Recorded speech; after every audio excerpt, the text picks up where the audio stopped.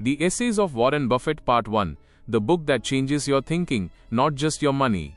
In the silence of the night, an investor was sitting in front of his screen. The portfolio had turned red, news channels were selling fear, and only one question was revolving everywhere: should I sell now or wait? At that very moment, it wasn't a thick finance book that came into his hands, but rather some old letters. These letters were not written by any professor, these were written by Warren Buffett to his shareholders. At first glance, these seem like normal company updates. But as the pages unfold, a strange thing becomes clear. Buffett wasn't just talking about making money. He was explaining what a business actually looks like, whether the management is speaking the truth or just spinning a story, and when an investor falls prey to their own fear. This is exactly where the Essays of Warren Buffett stops being just a normal investment book. It becomes a doorway into the mindset of a man who looked at the market not as a casino but as a place of ownership. Think about it. A CEO writes a letter to his shareholders every year, but those letters don't contain flashy promises. There is no hype, no magical claim about the future. Instead, Buffett says in simple language to look at the company as if you are its owner. And from right here, the entire story of investing begins to change. Because while most people look at the price when buying a share, Buffett looks at the business. People look for movement in charts. Buffett looks for the underlying earning power. The real strength of this book is that there are no shortcuts in it. Here there is no noise of quick profits but the depth of long-term thinking. But the question is, if the matter was this simple, why are so many investors in the world unable to follow it? This very mystery is the beginning of Part 1. These essays by Warren Buffett are selected from Berkshire Hathaway's annual shareholder letters. Author 𝐼𝐸 𝐚𝐭𝐞𝐬 arranged them into different themes so that the reader could understand Buffett's thinking not in pieces but as a complete framework. These letters were not just reports of company performance. They talked straight about business, accounting, tax, corporate governance, mergers, acquisitions, and human behavior. Buffett's style was different.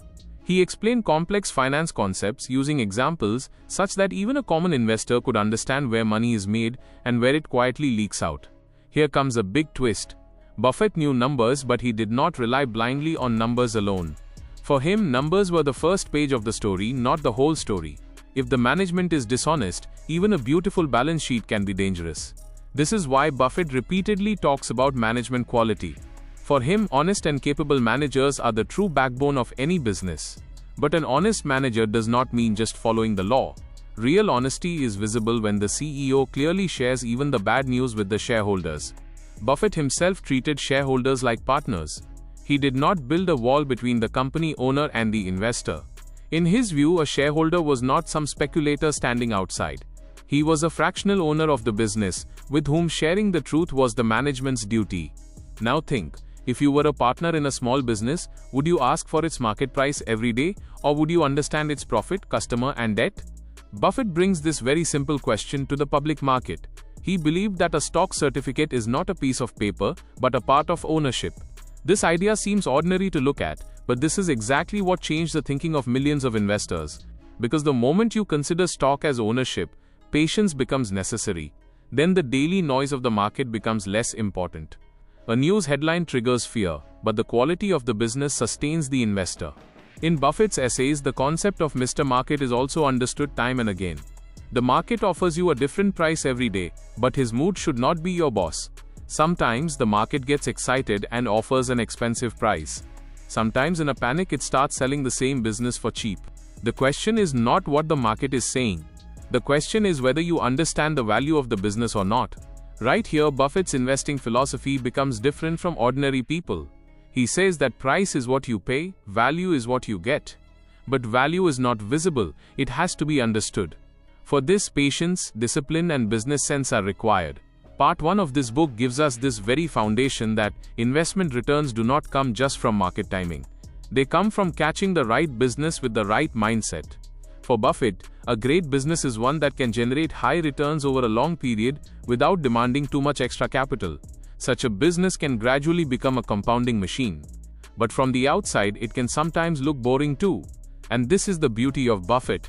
Where the market looks for excitement, Buffett looks for durability. He likes businesses that can be understood. If the business is not understood, then even its being glamorous is not enough. An uncomfortable truth comes forward here. Many investors mistake complexity for intelligence. They think that difficult formulas, complex charts, and fast trading will make them advanced. But Buffett repeatedly returns to simplicity. For him, investing meant clear thinking. If you cannot explain a business in simple words, you probably don't understand it at all. But simplicity does not mean easy. Following simple rules is the hardest when the market is testing your patience. Buffett's essays tell us that in investing, temperament can be even more important than intelligence. Because every day in the market, someone or the other will scare you. Someone will say sell it, someone will say buy everything. In such an environment, the investor's biggest enemy sits not outside but inside. Fear, greed, and comparison gradually ruin decisions. Buffett does not explain this psychology in fancy words.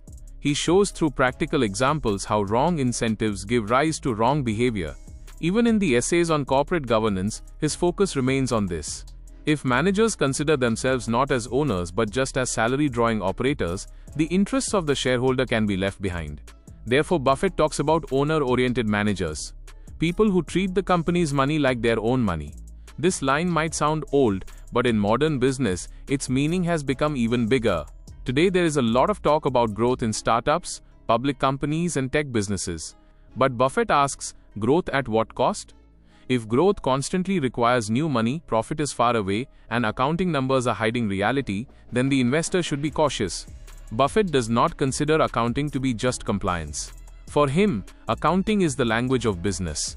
But if the language itself confuses, the investor can end up trusting a wrong story. For this very reason, he explains the difference between reported earnings and real economic earnings. Some companies show profits but cash is not generated. Some companies speak less but a strong cash machine is running inside. This is exactly where an investor has to understand the balance sheet, debt, and cash flow. The story is not complete just with the headline profit. Buffett talks practically about tax as well. For him, tax is not a small line item, but a factor that impacts long-term compounding. If an investor trades repeatedly, fees and taxes combined can quietly reduce the return. Meaning, money is not lost only through a wrong stock. Many times, wrong behavior weakens a right investment. Now comes the turn of mergers and acquisitions. In the corporate world, an acquisition often creates excitement. News arrives that one company is buying another company, the management is sharing a big vision, and the market becomes happy for some time. But Buffett asks, will the acquired company truly add value, or will only the CEO's empire grow bigger? This question is very powerful, because many times, an acquisition satisfies the management's ego rather than shareholder value. Buffett warns against those deals where stockholders' money is used as if it were free. In his view, capital allocation is one of the most important responsibilities of a CEO. Where to deploy money, where to hold it, and when to return it to the shareholders, this is the real test. An ordinary manager can run a business, but an extraordinary manager deploys capital in the right place. This very difference can create massive wealth over decades, and this very difference is what small investors often miss. Buffett's letters are valuable because they do not just tell you what to do, they teach you how to think. They explain that to be successful in the market, you don't need to know everything. You need to know your circle of competence. Circle of competence means play only as far as your understanding truly goes. This sounds defensive, but in reality it protects the investor from unnecessary mistakes. Because there is a lot of temptation in the finance world. Every day a new sector, a new trend, a new multi-bagger promise comes forward. But Buffett says that a missed opportunity is not as dangerous as a misunderstood opportunity. You cannot catch every train. But if you catch the wrong train, the journey can cost you dearly. This thinking is extremely necessary for small investors too. Not every person can build an empire like Berkshire, but every person can make better decisions. The biggest payoff of Part 1 is that Buffett does not make investing a game of rich people. He makes it a game of common sense, discipline, and character. If you are a businessman, these essays explain to you what it is like to think like an owner. If you are an investor, these tell you that money in the share market is made not just by prediction but also by patience. And if you want to start investing right now, this book teaches you the first question: am I buying the price or the business? From right here, Buffett's world opens up. A world where there is clear thinking instead of flashy tips. But the story has only just begun. Because the hardest part of Buffett's philosophy is not choosing a stock, but holding on to the right business for a long time. In Part 2, the real question will deepen further.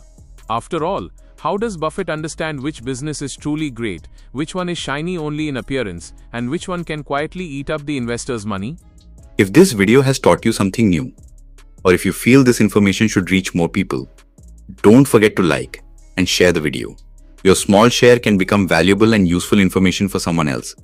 If you have any questions related to this topic, or if you would like to share your opinion with us, be sure to write in the comment box. We read every question and suggestion from you, because your feedback inspires us to create better content. And if you want to keep receiving such interesting and reliable information about business, the economy, and the world in the future, then don't forget to subscribe to our channel GRT Business and also press the bell icon so that you get notifications of every new video directly. At GRT Business, we always strive to provide you with accurate, balanced, and reliable information. Our news and analysis are prepared based on information obtained from various news agencies, public sources, and public opinion. We make every effort to verify and validate each fact as much as possible, but in case of any possible error or dispute, the responsibility lies with the respective sources. Our only aim is to present you with a correct and trustworthy perspective so that you can understand any topic better.